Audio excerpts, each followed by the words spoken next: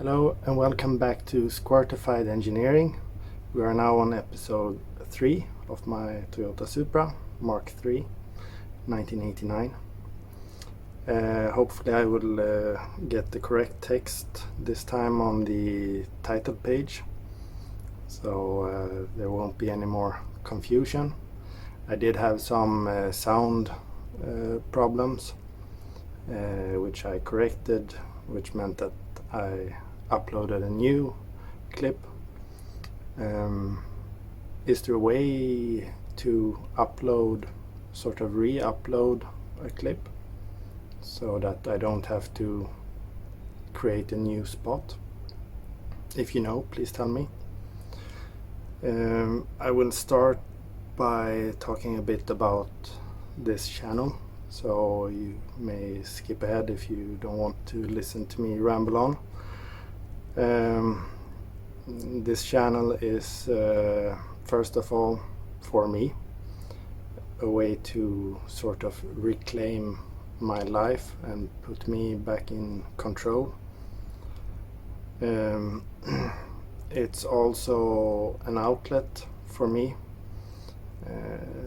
I am thinking about different things very often, so instead of just going on inside my head, I can disturb your silence and you can listen to me and perhaps give me some feedback. Feedback is nice. It's also a way for me to show myself that I'm doing some progress, to show friends and family what I'm doing when I'm not answering the phone and when I'm not so easy to reach. Some painting sessions could start at somewhere in the afternoon and go on until 5 or 6 in the morning. When I put my engine back together, I spent, I think it was 48 hours in the garage. I did sleep on a couch for a few hours, and some friends dragged me away to a restaurant just so that I would get some proper food instead of candies and soda. I'm also that kind of guy who loves to learn things. The projects that I have is a way for me to increase my knowledge.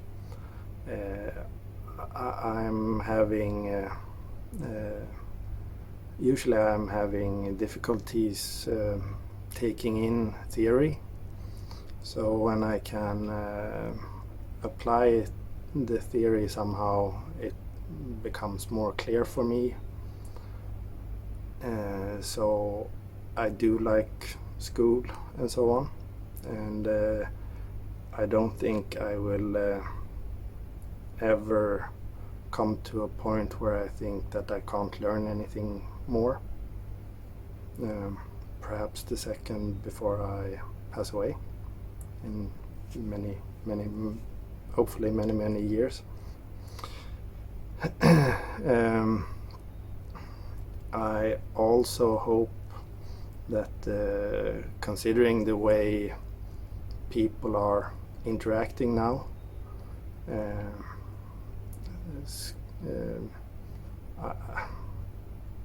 I hope that I have the possibility to inspire someone to go to school, to get a degree. It's because I find it important. There are so many things in our world which is based on just how it's phrased. I think we need to take a step back and read into stuff a bit more, get more knowledge before action. So this channel has been on my mind for several years. I have YouTube clips dating back from 9 years ago. Not on this channel, but I will put them together somehow and post them here. That way you can see some of the stuff that I've already done. For example, I find it very funny to see the video clips I have of starting the engine for the first time of the season, or after a rebuild, or after an upgrade, or just anything, because I'm extremely nervous. So I think that you would could enjoy it too. I have been doing some work since the last time. So in episode 2 I showed you the crankshaft timing pulley, which has it's a thin marking from the lip of the seal reaching all the way around, and I do believe that is one reason for oil leak. And as I also showed you, some previous owner have been prying that one off with a screwdriver or something, damaging the surface. So I brought it to work where I have access to a lathe, and I did some wet sanding and polishing.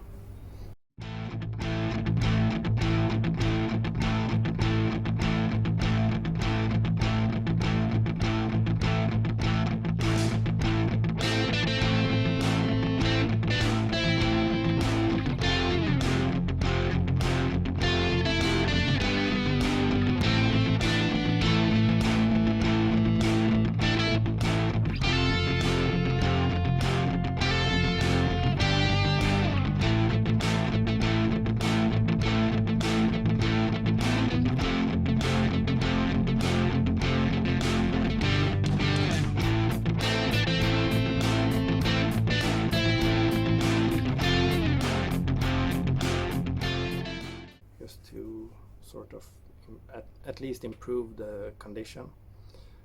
I did call Toyota in Sweden, as I am in Sweden,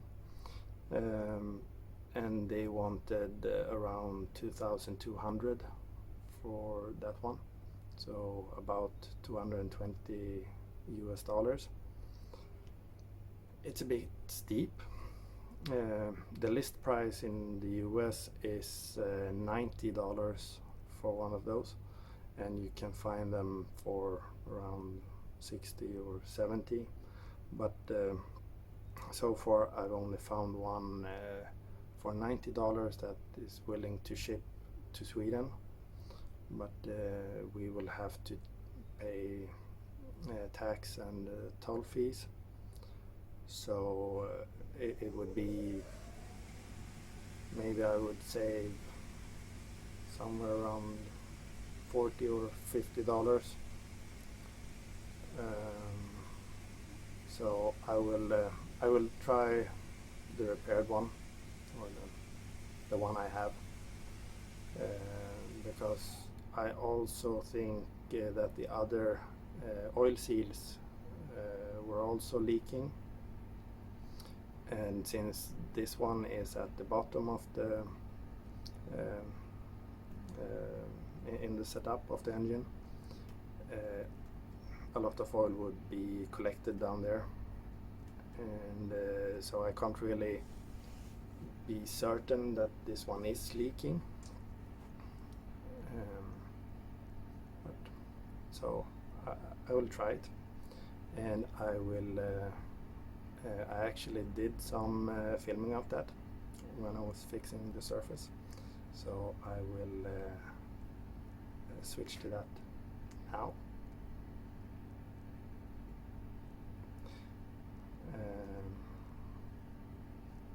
I also have I'm trying to have a sort of topic list what to talk about, so that's what's been done. And then we have this episode.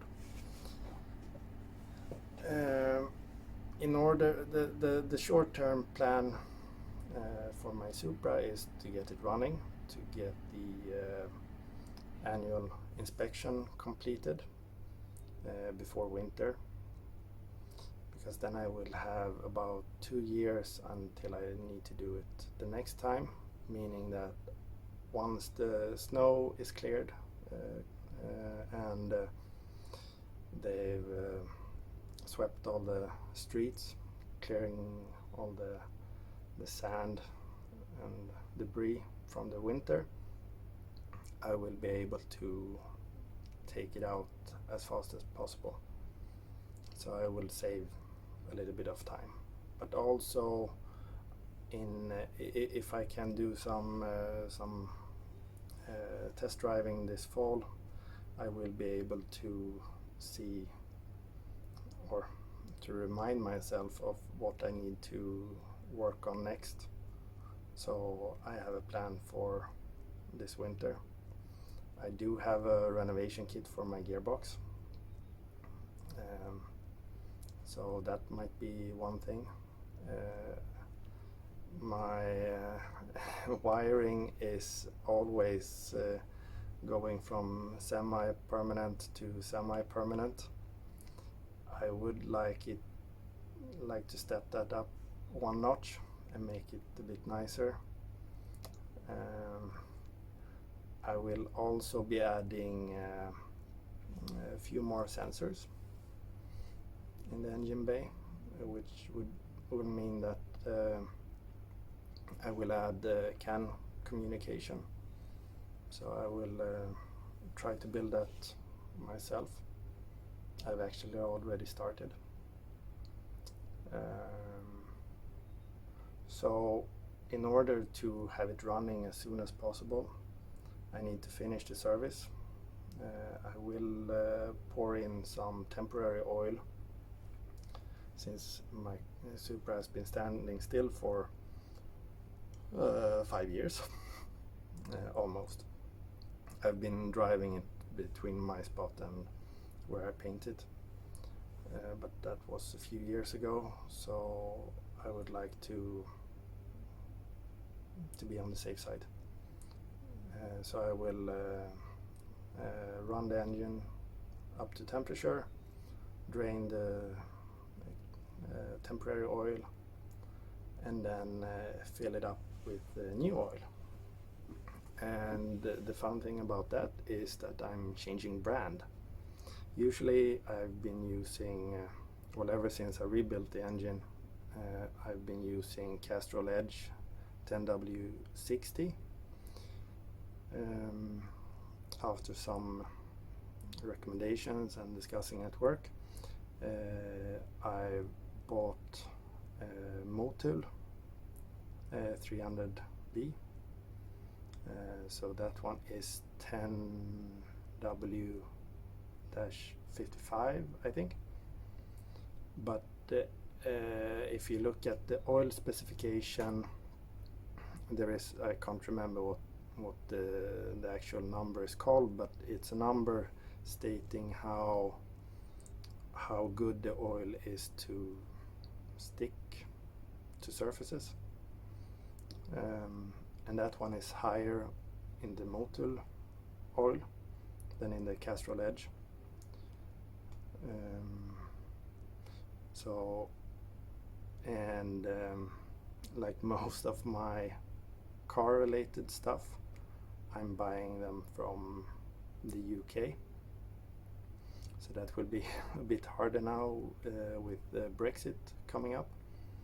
So I've actually bought enough oil to have for two runs. So this time, and I can change the oil one time, I bought oil for the gearbox, oil for the differential, and the differential I have now on the car is a bit, let's say, broken, but not really, because it does function. It's an LSD differential, so it does lock up both wheels, but I have noise. It's been like this since the first time I started driving my Supra. So but the problem was that when I mounted the differential after renovating the entire undercarriage and suspension, I accidentally hit the floor with the overpressure valve or expansion valve. There is a valve on top of the differential, so when the oil in the differential is heating up, as well with the air inside, it will expand, and the air can then be pushed out of this valve. But since I hit it without noticing it, it was stuck. So when the oil got up to temperature, the air which expanded pushed the oil out through the seals. So I ran it for a little bit like that, changing garage at the time, so I didn't notice it. And then I changed the seals. I changed. I went from the how do you say, collapsing spacer to a solid pinion spacer. I also have Weir Performance springs in the diff.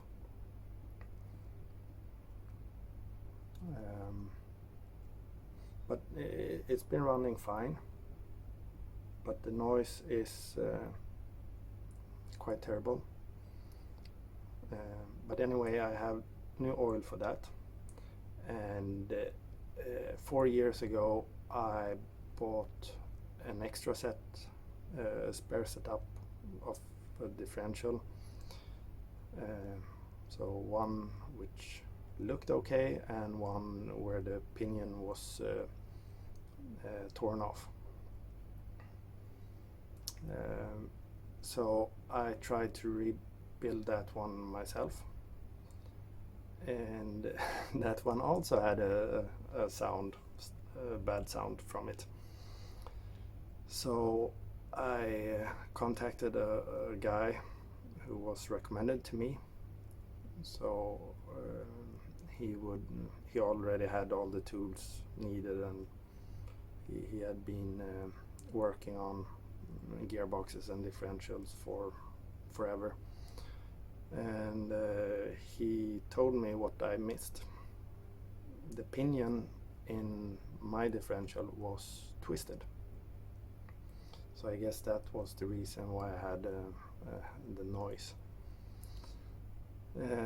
And unfortunately, it's not really easy to find a new pinion and ring gear with this ratio. I think it's 3.79 to 1.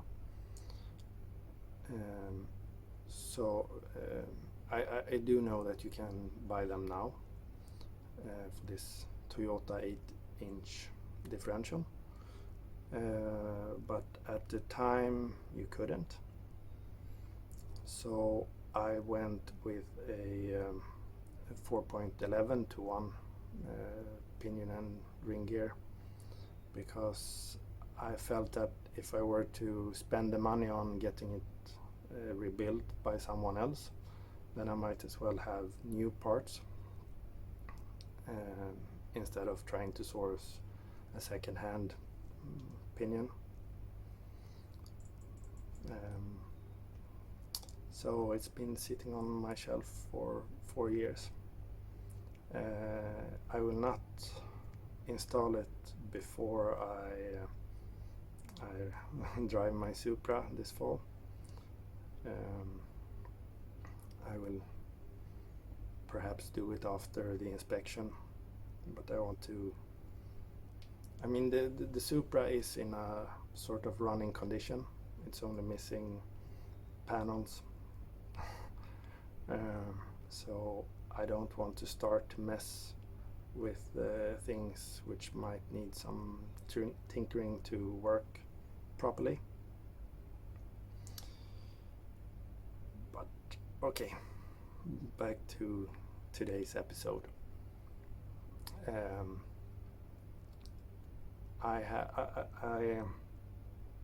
In order to get it running, then I need some taillights.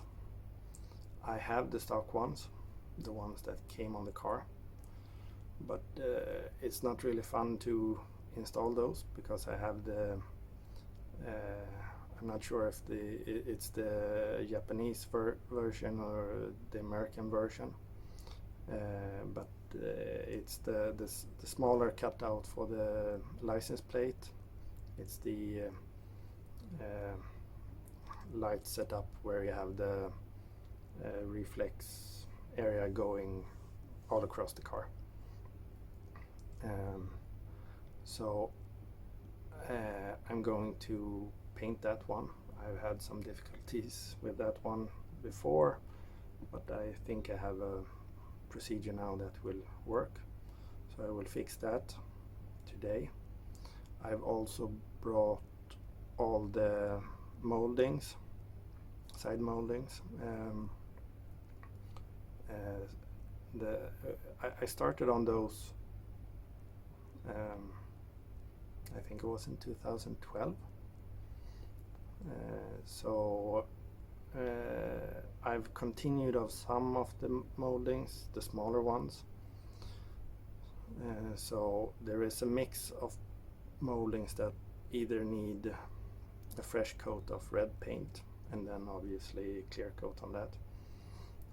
Some are finished, only needs to be wet sanded and then polished, and some of them need just clear coat and then wet sand polish. I also have the stuff which you saw hanging behind me in the last episode, so the side mirrors and door handles.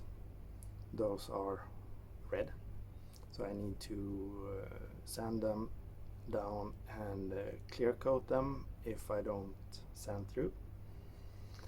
Usually I'm very good at sanding through paint, so I might need to give them another coat of red. And what else? Yeah, I think I will just show you. I forgot. Sorry. So I will do some wet sanding on the parts, try to determine which part needs what. And so that's the top priority for today. The next thing is the servicing of the engine to finish the timing belt change. I need to fill some fuel in the fuel tank because I took the tank down to change the fuel pump. I didn't know which pump I had in there, but now I have a Volbro 455, so I think that will be good for a while. At least I know now what to expect. I've also built, I'm running the ZZ FE coils, the Denso coils, coil and plug, and I used to have a coil plate, a mounting plate for them, which meant that I could run the stock intake with the intake going over the engine. Since I'm now running a front-facing intake manifold, I've done a new plate to make the setup a bit nicer. So I might install that. We'll see. But back to the paint parts to paint. So here we have some of the parts that I need to paint. You have the door moldings and the rear corner moldings. Those 4 pieces only have red paint on them, and the edges are not very clean on these, so I think I will need to give them another coat of red.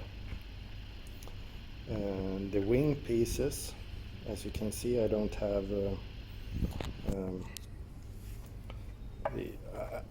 I put some glass fiber on there. The yellow is epoxy primer just to seal it off a bit. So I no longer have the stock antenna. I think and hope that I can wet sand and polish these.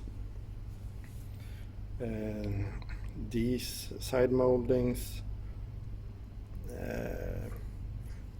I think these two needs to be given another coat of red and then clear coat. You can see the edges here. When I painted these, I didn't have any distance between the paper surface or whatever I had underneath, so it stuck. So I will have to fix that. I also have, you see here, I have a special 2-part glue that I will use to fix this and this one. I will have to get new screws for these.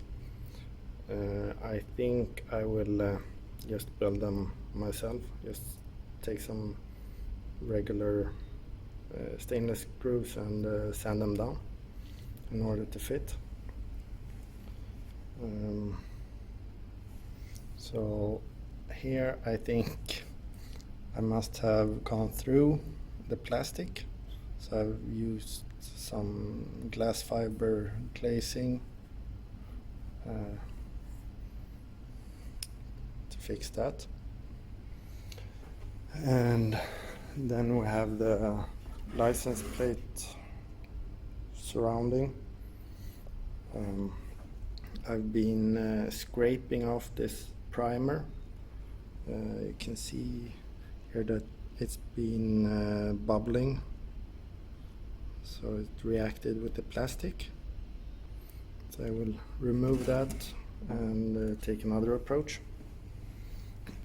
Here we have the parts that I painted red, and it looks quite nice on my mobile camera phone or phone camera, but I guess it's hard to pick up, but this edge is not fully covered, so in certain lightnings it will appear a bit whiter.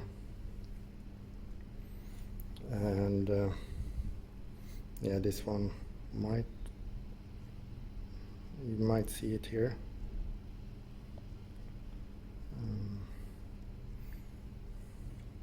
I also have some dust particles like that, so I will remove that. And this cover has a nice run, so I will remove that, and we'll see how much paint is left. This one does not have any runs, but I think it's a bit too light on the color here. The door handles, I think those will be okay. And using these zip ties, I can switch. I mean, I can leave it in fully open state or almost closed, because this zip tie, which is currently in tension, is keeping the door handle from closing fully, just so that I don't have any contact. Yep, so I would get to work.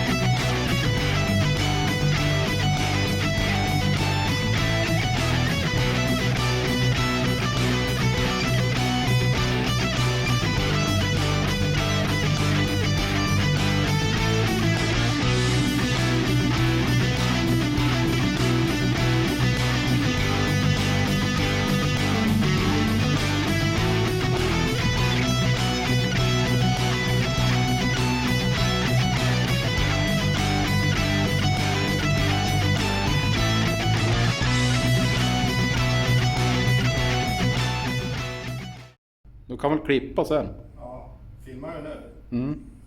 So I need to cut this session early because there is a street race going on.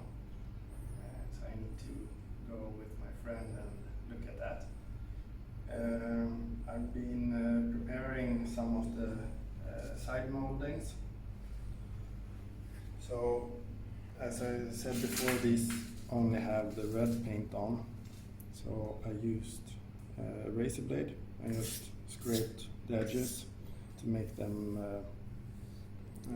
to get rid of the drop formations and uneven surface. I will do some sanding on these and then put another coat of red on them.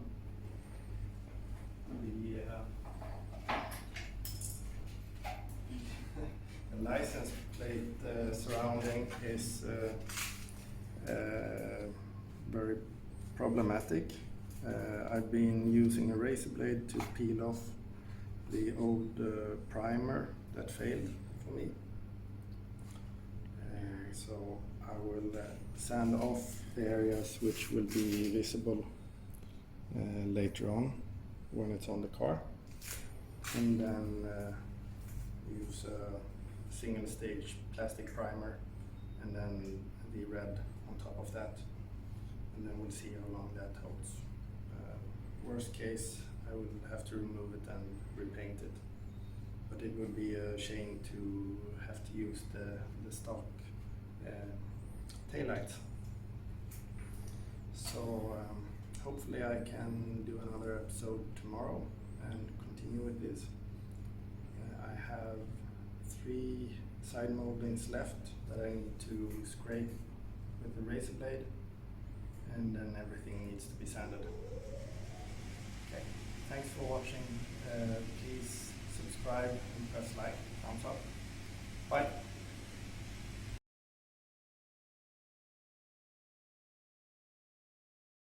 First time fueling the Supra in about 5 years. Since I changed the fuel pump, I drained the tank. The fuel was also old, and now I'm adding fresh fuel. It's a lot easier when you don't have the filler door in place. So hopefully we don't have any leaks. And if everything goes as planned, I will start it tomorrow or the day after.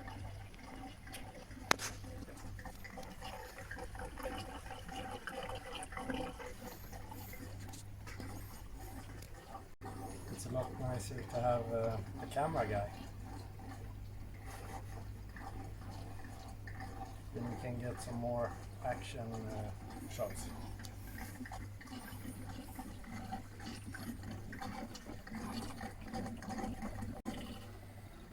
The film. No.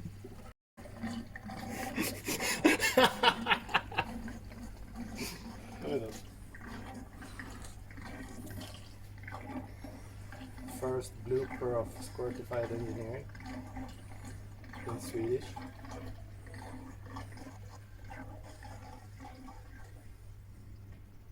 Okay, that was 5 liters of 95 octane